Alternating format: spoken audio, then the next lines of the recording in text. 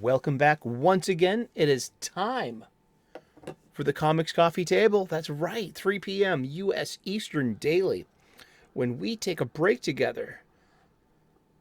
Take a break from our busy days. Take our minds off our minds. Pull up a chair. Grab a cuppa. Whatever it is you're shoving under your nose today there, pal. Friend. Fellow weary traveler. Chout ahead. Turkey pockets, however you identify in this grand spectrum of humanity on Earth and beyond. You are welcome here. Pre-recorded, but before a live studio audience of my stuffed animals. From our Boston studios, which is down the street from the corner. That's right. How are you today? How are you doing today? Less Boston accent or more Boston accent? Let me know. Maybe I'll put a poll up. A good kind of poll. Not like, not like, we're not talking Vlad Tepes or Prelude to a Lap Dance. We are talking a legitimate YouTube poll in the live chat. Yes, indeed. I hope I remind myself to do that. Maybe I just did. How are you? Thank you for tuning in. We are the Comics Coffee Table. We join once a day to just talk about comic books and to remember why we like this in the first place. I have a huge love of comic books. Here at the Comics Coffee Table, the coffee table was always where my friends and I would hang out and gather after our long day and take our minds off of our minds. Yeah. Little hiccup there. On the coffee table would always be a stack of books. Those are good books. These are great books. Sharpen your mind. There was always a stack of video games. There's always a stack of music. Always a stack of movies. It's Halloween. We're watching horror movies all month long. I got this Blumhouse 4-pack for $10. That's $2.50 a movie. I've never seen any of them. I don't think I've consciously watched a Blumhouse movie yet. I'm gonna fix that. Will do. Indeed. Happy Halloween, by the way. What are you dressed up as? Me? I'm dressed up as Arkham, Massachusetts, in Essex County. That's where all the H.P. Lovecraft shenanigans happen.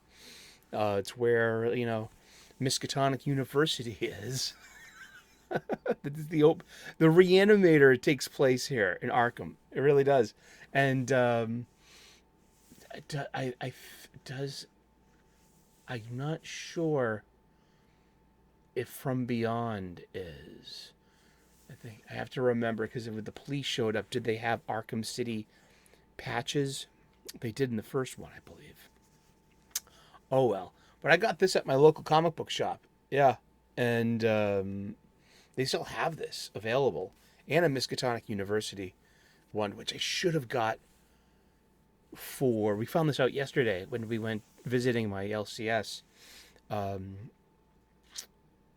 So yeah, a Miskatonic University t-shirt would have just suited Reanimator so well. Oh, if I only caught that.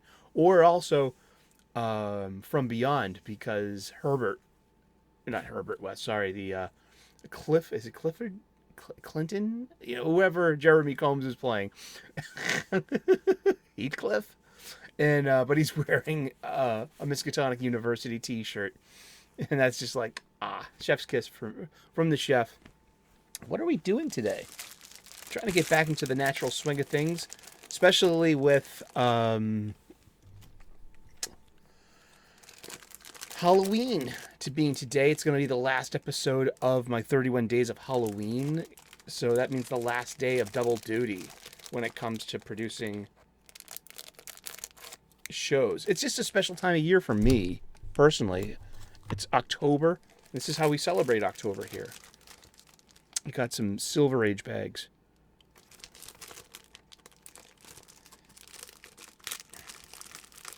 to go with those Silver Age backing boards that I mistakenly got. So let's see.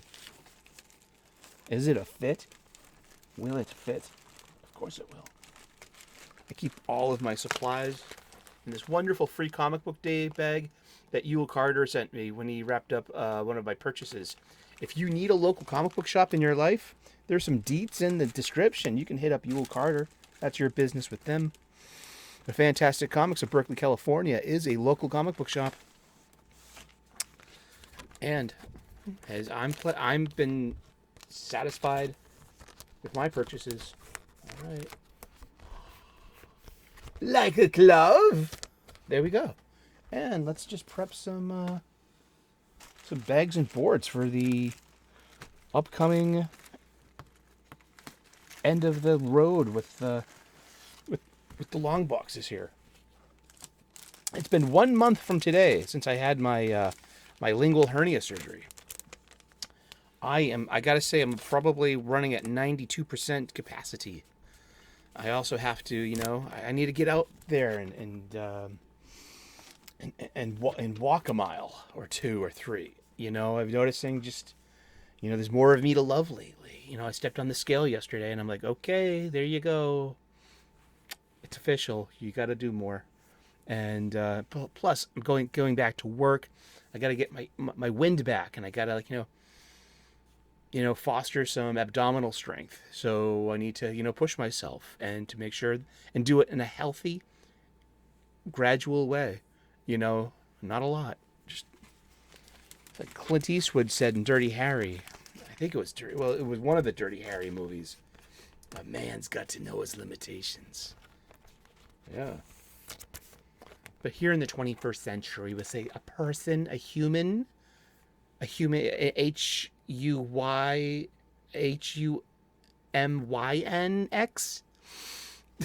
I'm making fun of culture. I am not I'm not punching down on people. Seriously, I'm lower class. I'm from the projects. I'll be lucky if I end up back there. I mean, who am I to punch down? Seriously. No, I'm not going to agree to that. What I will agree to, though, is that I'm happy that, there's, that was a good choice, boards, bags, getting my supplies at my local comic book shop. Yeah, I'm also getting boxes there, too. These storage boxes.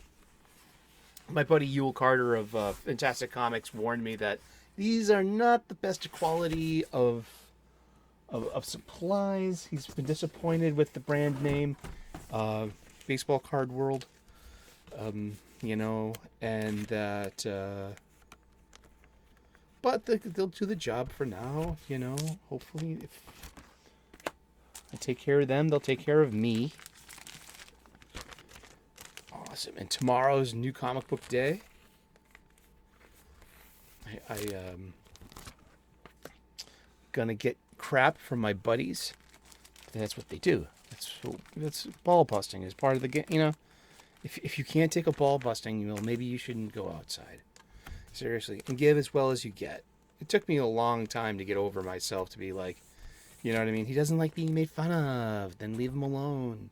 He can't handle it. He's gonna ruin your good time because he can't handle the usual banter of typical normal people. The oversensitive. Yeah, it sounds like my childhood. Does it sound familiar to you too? You know that one? But yeah, I mean, so I've been reading. I'm already reading this week's Marvel Comics, of course. Yeah, I mean, I get it in the pirate chest. I'm not bragging about it. I'm blessed. I feel gifted, and also for perspective too. And I can really tell you who's writing who, what's writing what, how it sounds, how it feels. And now I have this brilliant terminology called the Panderverse. So now I can really specify and label and authentically say that, no, this is a Panderverse kind of Panderverse from South Park. This is No, this comic book is very panderverse. You know what I mean? You can tell that's its lens. The panderstone is that purple pink color, and when light goes through that, you know what I mean? It just puts that color everywhere, especially in your comic books. And that's one of the first vivid signs that you might be stepping into the panderverse. And that's great. I mean, if you're being made fun of on South Park, then you're pretty big time. Seriously, with that audience and that reach and that sense of humor. I mean, I'm glad that Tom Cruise kind of dropped it and actually became, the best thing he could do to dispel any kind of rumors of anything like that is just to live life plainly, in transparency, and live, laugh, and love light. That kind of, shit. And that's how Tom Cruise, healed from his South Park inflicted sensitivity, his oversensitivity that like he couldn't handle, being made fun of, I guess. And I understand that. I've been there. I was that kid. I was that boy. You remember him? The dungaree boy. How he would laugh in the sunlight, but only if he wasn't made fun of. Don't chase after him, he's got asthma. Write that one down, Pika. The dungaree boy. You remember the dungaree boy.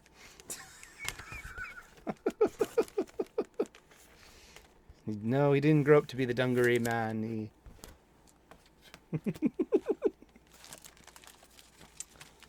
Garanimals.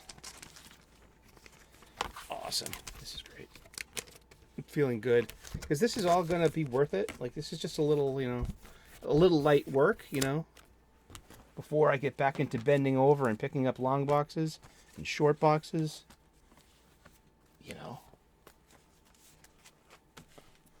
Gently testing myself. That'll be great. But yeah, so Panderverse. I think that's a great cultural. I think they made some. South Park has been popping pop culture for a quarter century now, or more. I remember, in the early '90s, and my girlfriend at the time, she was a film major at Emerson College, and we were living together in Beacon Hill, and so she was involved in the film community there at Emerson. And not only was Kevin Smith was supposed to come to our house, to our apartment, and we were going to host the after party of the viewing of Clerks. And this was like when Clerks is happening. Apparently that just fell through or something. But we were supposed to host some kind of, after show mixer at our place with, the director, cast and crew, like whatever. Everyone is just going to come back to our place, drink beer, smoke weed, eat food, on the great, that's great, on the what could have beens.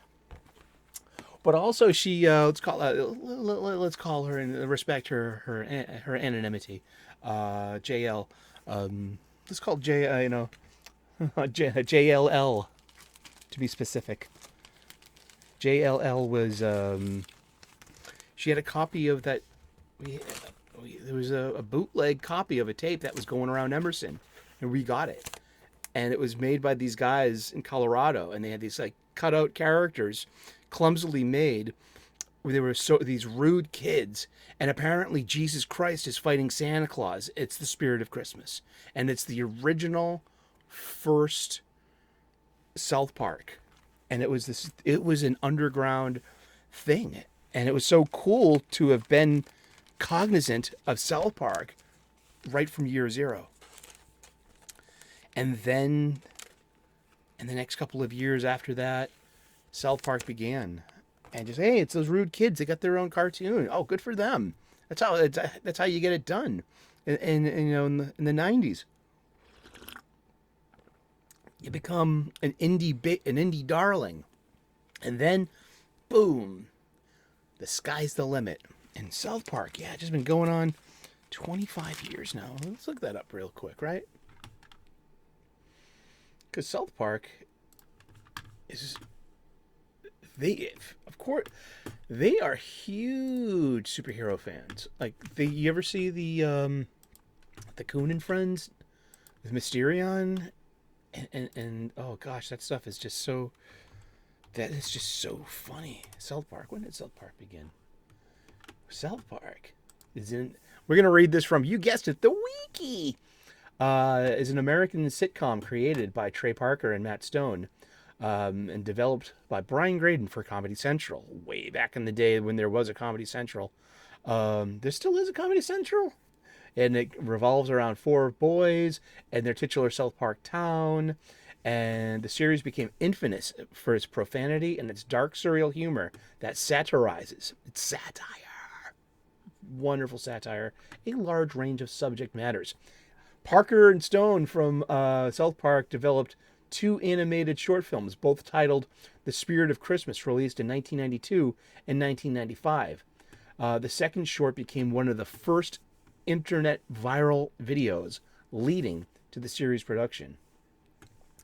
The pilot episode was produced using cutout animation. The remainder of the series uses computer animation. And there's been brilliant makings of episodes. Like, how are they so contemporary? How are they so quick to put something up? Like last week's pop culture references in the this week's new episode. It was like really up to date, scarily quick. And it's had, along with The Simpsons, this is 26 seasons. Wonderful.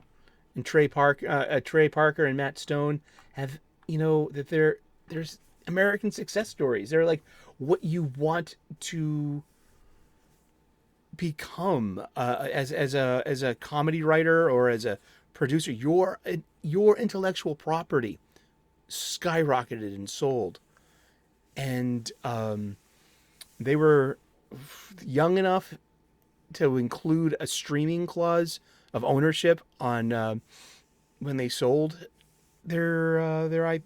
Something like, don't know the whole story. All I know is that when streaming became big, they became like half billionaires because of just. They had the foresight to be like, hey, this streaming thing, we want our cut of that, and they negotiated that way back in the day. Interesting. And there's 326 episodes. I mean, it debuted in August 13th, 1997, and it's South Park. Yes, South Park, Comedy Central. 1997 to present, Paramount Plus 2021 to present, and also on HBO Max, is it? They also Parker and Stone did The Book of Mormon, which was a huge. It's a theater kid's dream. They've also done some other movies too, like Basketball and Orgasmo. Oh my God. So funny. They are my cup of tea. They are my sense of humor. I love this show, but I don't watch it often. I don't. Awesome. When do we get into some comic books? We're getting there. Let's get there. Well, last year we opened up the show with this, the Golden Age of DC Comics, 365 days, and in the spirit of still recovering, let's go back. This handsome, wonderful hardcover coffee table book was given to me about 2 decades ago by one of my best friends, and it's been surfing my coffee table ever since. Ever. Yep. Oh, it's kind of like gravity is having its way with my old friend here, and I gotta be kinder to this book. So when I mean it when I say we're gonna talk about comic books every day for the rest of the year. Oh my gosh, my poor book. But Yeah, this was given to me about 2 decades ago by one of my best friends and has been surfing my coffee table ever since, being a constant source of comic book shop style conversations, the kind that we recreate here daily. We open up the book to today's date. We look at some comic book art of an antediluvian age. We read the blurb, and then we talk about comic books. And then we're going to talk about comic books every day for the rest of the year. And we did, and we do. And we often do, yeah. I took August off this year and broke our consecutive streak of episodes at 564. That's on me. I mean, but I'm okay with that. I mean, I needed the break. But yeah, this is a great book. Check out your local comic book shop to see if you can get your own copy. It makes a great gift for a geek as well, with, holiday season 2023 coming right around the corner. Thanksgiving first, please. Exactly. No mercy, no quarter is given. Dun dun dun. Let's look at some comic book art of an antediluvian age. Ha ha ha! With your beauty and my black magic, we'll have the world at our feet. Uh-huh. Hubba hubba. With that hourglass figure. That look in her eyes. It reminds me of my recent dates when I start talking about my hobbies. What are you kidding me? I haven't been on a date in years.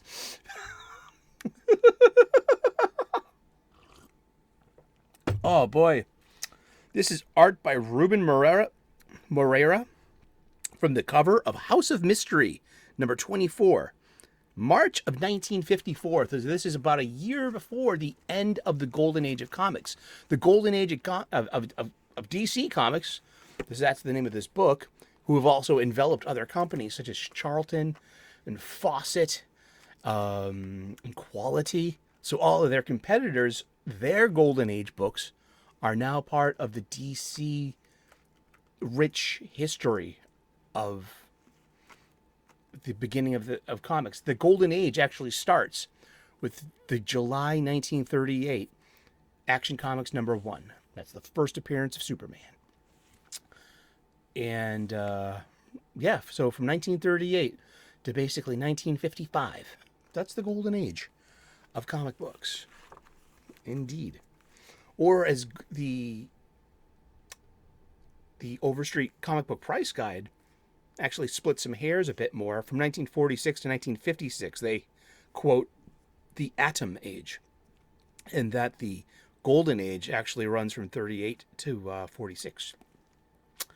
Yet, exactly, although it's in the book, I never really see that used. It's more of just, people seem more fine with, just making the golden age end at 55. The silver age begins at 56 with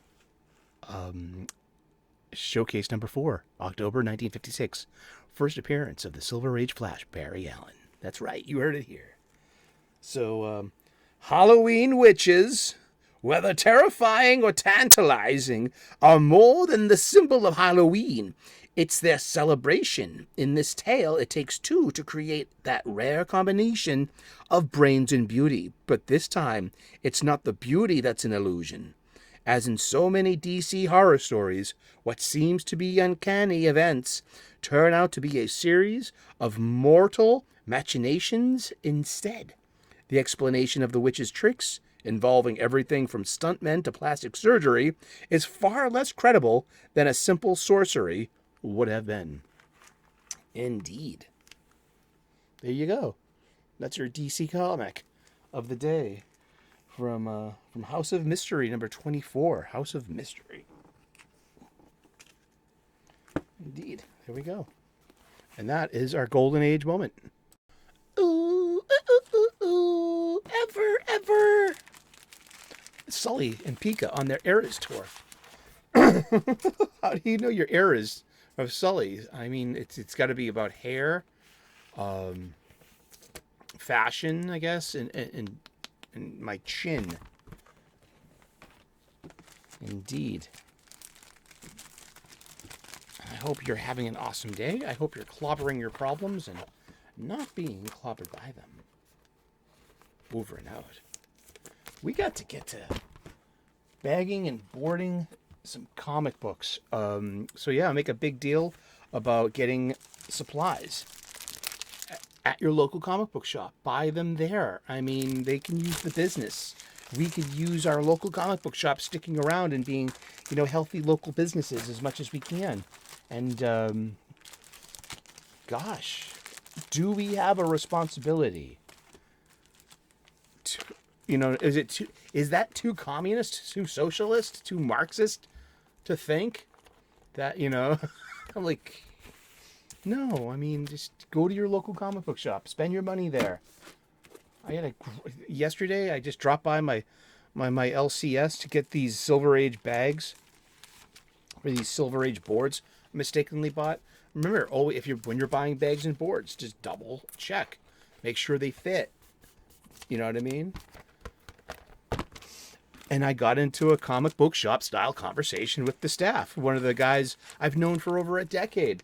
I've followed the store down Broadway. It's actually down Highland Avenue. And it's just, it's, I don't remember the store when it was in Union Square, or maybe I barely do. But kind of barely do, yeah. Because I lived in Union Square around the time that they were in there, yeah. And I followed them down the street from Union Square to Davis Square, where now they have this huge double-sized store. They had half of that space, and then when the store next to them, closed down, they were able to lease the whole storefront kind of thing, and it's really nice. It's also a vintage toy store. It's great. It was nice because we talked about comic books, and we talked about things like recent DC comic books. We talked about the Golden Age 3, and he hadn't read Alan Scott yet, but he got Wesley Dodds and Jay Garrick, and we were talking about, and I was like, yeah, I actually like the Riley Rossmo art. It's just all the digital stuff, and like I said, all this digital crap that they heap on top of Rossmo's wonderful line art is just really distracting at this point. And then I was like, the Ben Day filters, and now like a hatching kind of filter. I mean, and he was like, whoa, you really nailed it on its head. That's exactly why, it wasn't like, I was like, that was good to have these conversations. And we talked about like this, that, and the other title. And I was like, yeah, I have the same problem with Diodato's work on Cy Spurrier's the Flash, the new stuff. I mean, wonderful line art, but now you have all this digital crap put on top of it, filters, and then garish colors, and I don't know. Is that really just... No, for me, using the word garish to describe modern coloring, is that fair or unfair? You think that's wicked judgmental to say? You think it's mean? Or am I that's just where I'm coming from? Like, that's how I feel. I know something like Rare Flavors is beautifully colored, and it's the furthest thing from garish. It's this really purposeful separations of colors and layerings and tones and filters and lenses. Like, it reminds me of camera work. Like, oh, let's use a blue light here. And so it's I think it's just this illusion of non-choice that we have, or that we're given, or that probably the producers are given, the colorists being like, oh no, it's got to be Panderverse, it's got to be more this, more that, and more lame, and just this hodgepodge of everything turning to purple is just like, yeah, it is this, it is that, and it is lame. I'm just gonna it's Panderverse, yeah. I mean, nothing says Panderverse quite like the color of the Panderstone itself. It's that It's very Perry, the 2022 color of the year by Pantone. Thank you so very much. We are taking bags and boards. We're prepping we're prepping them because we're going to use them. You know we're going to use them, and I know it. It's a little light work. My last couple of days of light work, then we're going to get back to action. Triceratops, saber-toothed tiger, Tyrannosaurus.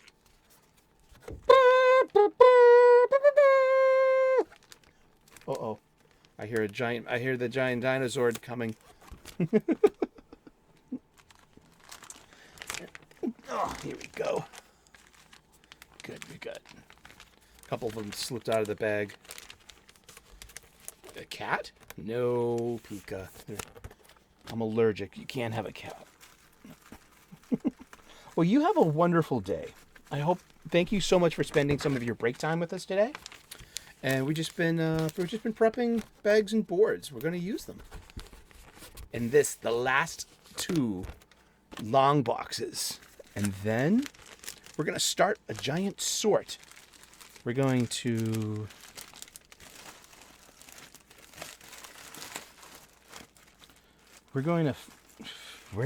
weed out the weaklings. We're going to get judgmental. We're going to see about bundling these and selling them. We're going to see what we can get. We're going to fairly grade these, fairly advertise them, and fairly... I've got all of these Gemini mailers from all my crowdfunding stuff that I've kept all of them so I can, use them. Once again, I can recycle them. Perfect. Gemini mailers. Oops. Actually, I'm getting Rec Planet today. That's what the email said. I mean, I was surprised. I was like, oh, it's my turn. Okay. It's almost November. So, so that saga is over. I've received both Cash Grab and Rec Planet before I found a girlfriend. I called that like last year. Or even, I think maybe it was even a date. Nah, I'm not bemoaning that. It's easy to find a date. Go out and ask someone. That's it. She can say no. She might laugh at you. That happened to me before. I asked out the pretty waitress I had a crush on. At least I did what I meant to do. I found out she was single and I asked her out. And I'm proud of myself for that. Being laughed at, it's like, that's more, I think that's, yeah. I don't shit where I sleep. Like, whoa. Thanks. You're you. This is where you sleep. I guess that makes me the shit. No, it's not. Yeah, sure. I mean, thanks. But yeah, I should be getting Rec Planet today. So Rec Planet should be part of the reviews on Sunday. Let's see. I got Rec Planet on second chance. And we'll talk more about that on Sunday. Today was about, we're just prepping some bags and boards because we're going to use them any second now.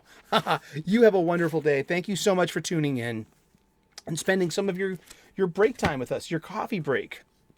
Pull up a chair. Grab a cuppa.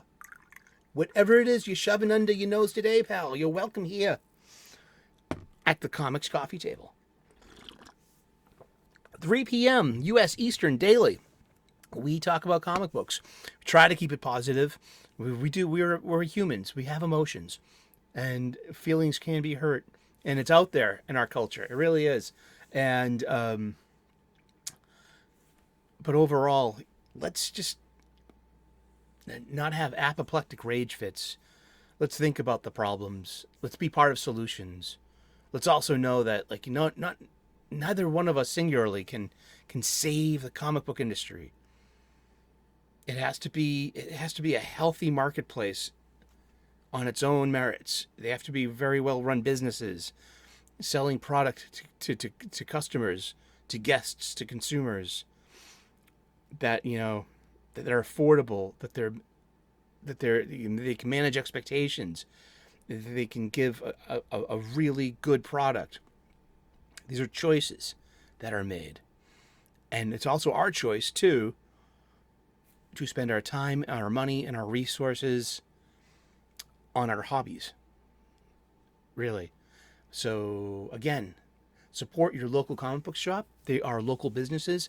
That's a local bookstore. And you can help keep that alive. If you not just getting new releases and back issues, but get your supplies there too. I get my bags, boards, and boxes there. I know I could save $1 or $2 on the online supply chain and get free delivery, and but it's important for me to be, because I love my LCSs. I love my local comic book shops. That's it. It's kind of simple. Thank you so very much. God bless. Namaste. Good luck. And we will see you again tomorrow in those funny pages. Ciao. Bye-bye.